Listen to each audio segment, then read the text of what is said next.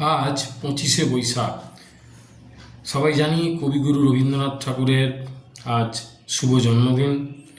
আজ 164তম জন্মবর্ষ বা 165তম জন্মদিবস।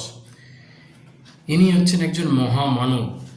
ইনি আমাদের কাছে সুরের ঈশ্বর, শব্দের ঈশ্বর নামে পরিচিত। কেন ঈশ্বর বললাম? তার এই যে সৃষ্টিগুলো অতুলনীয়। তিনি এত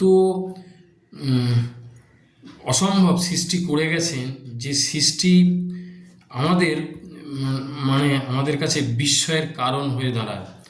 তার যদি আমরা জীবনী একটু কম বেশি লক্ষ্য করি, সেক্ষেত্রে দেখব তার সমগ্র 80 বছরের জীবনে তিনি শুধু সৃষ্টি করে গেছেন। কবিতা, গল্প, উপন্যাস, গানে সুর দিয়েছেন। শেষ জীবনে তিনি চিত্র এঁকেছেন। তিনি সব দিক দিয়ে মানব সমাজকে সমৃদ্ধ করেছেন। 2 দেশের জাতীয় সঙ্গীত রচনা করেছেন, যা একটা বিরল কীর্তি।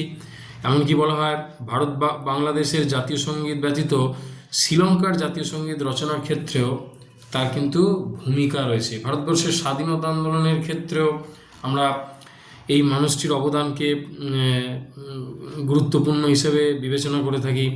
তিনি বিভিন্ন উপন্যাস, কবিতার মাধ্যমে দেশপ্রেমিকদের উদ্বুদ্ধ করেছেন, অনুপ্রাণিত করেছেন। ব্রিটিশদের এই সমস্ত অত্যাচারের বিরুদ্ধে প্রতিবাদ করেছেন। জালিয়ানওয়ালাবাগের হত্যাকাণ্ডের প্রতিবাদে ব্রিটিশদের প্রদেয় নাইটহুড উপাধি পরিত্যাগ করেছিলেন।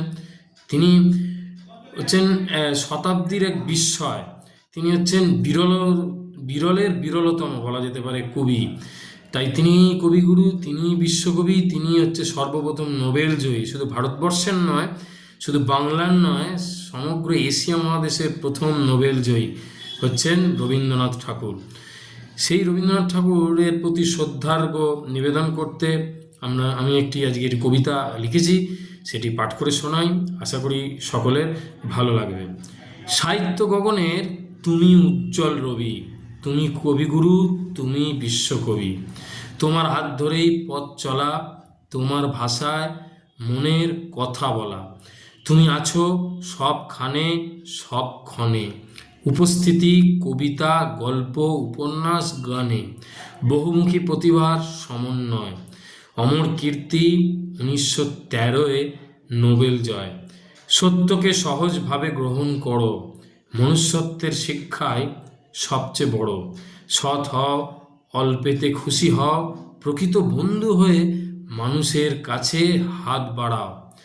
আমৃত্যুর দুঃখের তপস্যায় জীবন, সত্য যে কঠিন, সত্যকেই করো গ্রহণ।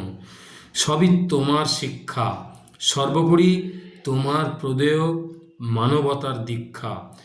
রবি ঠাকুর মানে শিক্ষা, আদর্শ, পাথে হোক নীতি, সুপরামর্শ। শুভ জন্মদিন 25শে বৈশাখ।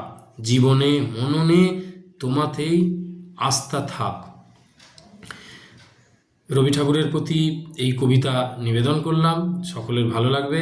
আমাদের একটু কোথায় যেন খারাপ লাগে, যারা শিক্ষার সঙ্গে যুক্ত, যারা স্কুলের সঙ্গে যুক্ত, ওনার জন্মদিবসটি প্রত্যেক বছরই আমাদের গরমের ছুটির মধ্যে পড়ে যায়, যার ফলে সেই সময় গরমের ছুটি চলে স্কুলগুলোতে।